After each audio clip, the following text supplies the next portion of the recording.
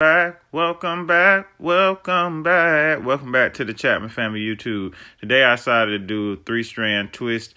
I decided to do a half up, half down ponytail and then do a 3-strand twist. Now, as you see, I'm just detangling it with my fingers first. And before we got started with the style, I went ahead and washed and conditioned it, but I didn't show that on camera. If you want to look at some of my other videos, I think my first video has a full wash day routine in there.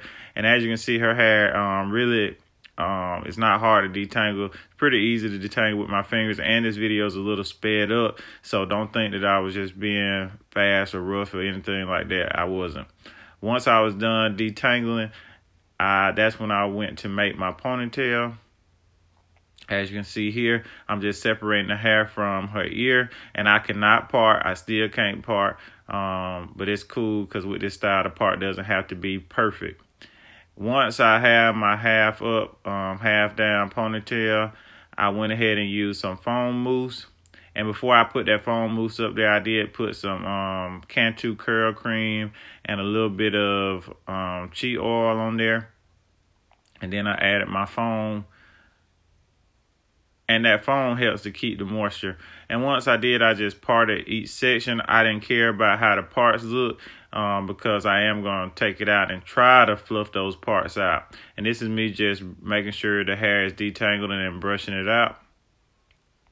All right, don't forget to like and subscribe. I'm trying to get better with posting videos on the regular, but I do need y'all support. So I thank everybody that has supported me so far.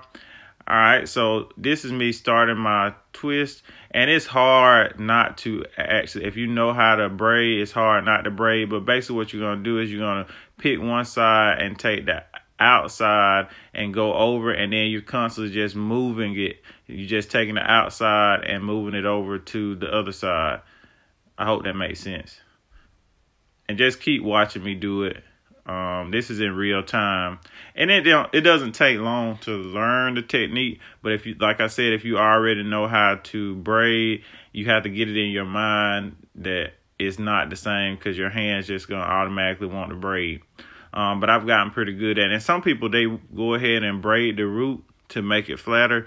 But with her hair type, her roots are pretty much straight, and they don't really puff up as bad. So you see me, I'm just doing a 3-strand twist from the beginning instead of braiding at the roots and then starting my 3-strand twist.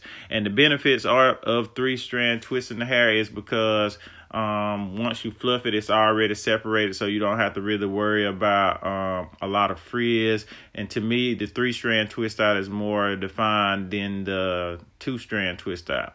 And a lot of people ask me, why do I even bother twisting? Because she has curly hair already, nice curls. Well, she does have nice curls. But before we made this video, we had done a blow dry, and for me, her curls just in the front especially were not really quite the same as they were before. So I decided to just do this 3-strand twist out. And also with her hair, it looks really good when it's wet, and then it will shrink a lot once it's dry. And we don't really mind the shrinkage as much, but to me, it looks better if we go ahead and put 2-strand or 3-strand twist in it before we let it air dry. And we rarely put heat on our hair, so this is just a good method to kind of dry our hair and still have curls in the end. All right, so then once I was done with the back, I redid my ponytail. I tried to slick it as best I can. And once I get that ponytail slicked down, I'm going to put me a small rubber band over it, and then go ahead and, do my 3-strand twist on the front of it once I have my ponytail made. All right, so I have a question while y'all watch me do this. I have a lot of people tell me they see my videos and they're like, oh, I can't believe you know how to do your daughter's hair, or I didn't know you could do hair, which is crazy to me. While I'm thankful for, I guess people recognizing that I can learn to do the same things that other people can learn to do. But it's just kind of weird because I just feel like if you're a dad and you have a daughter, how could you not know how to do your daughter's hair, or at least be trying to actively learn. I'm not saying everybody has to be perfect, but, you know, growing up, I watched my dad do my sister's hair. You know, it wasn't like it was something that was a big deal. But that's just a question I have. I don't understand how, like I said, you could be the dad of a girl and not at least learn how to take care of her hair. I ain't saying it's going to be perfect, because God knows I'm not perfect when it comes to doing everything with her hair, because I can't part.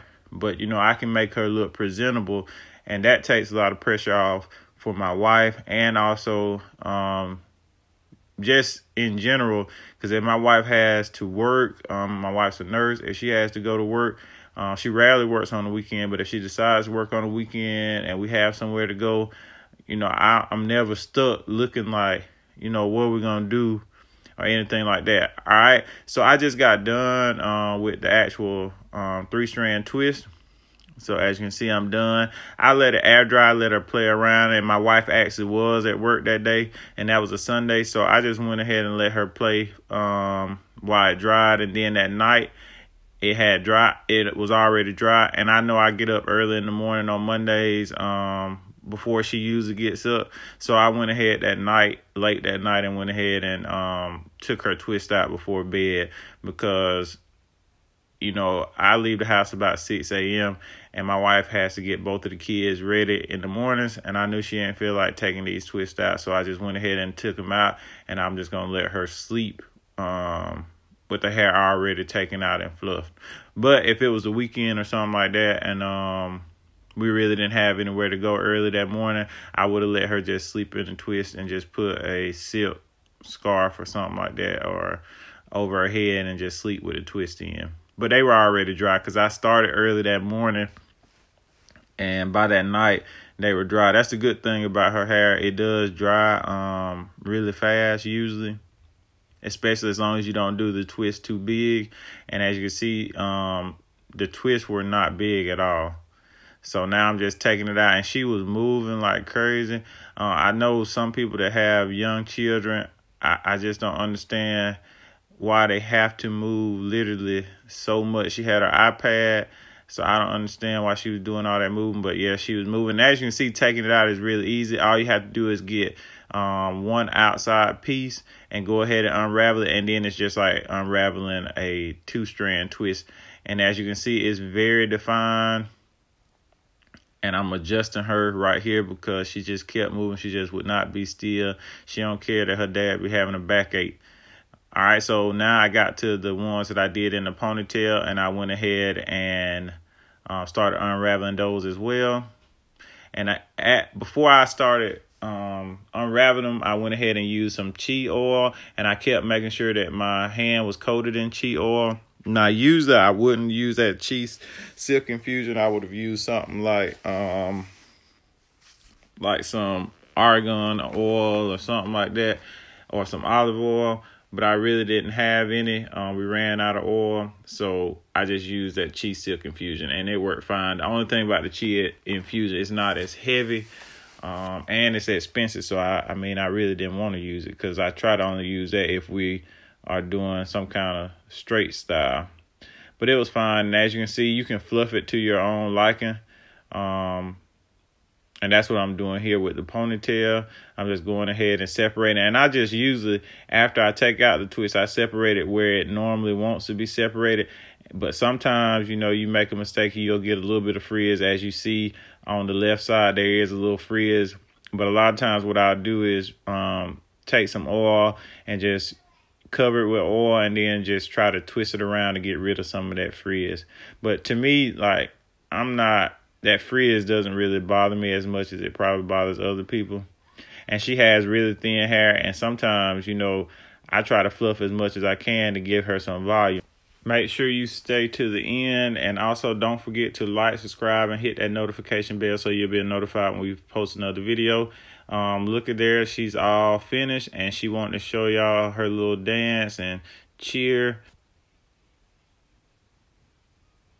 All right, so this is the final look, and we put a bow in there. I know you can still see some of the little parts, but by tomorrow morning they'll be gone.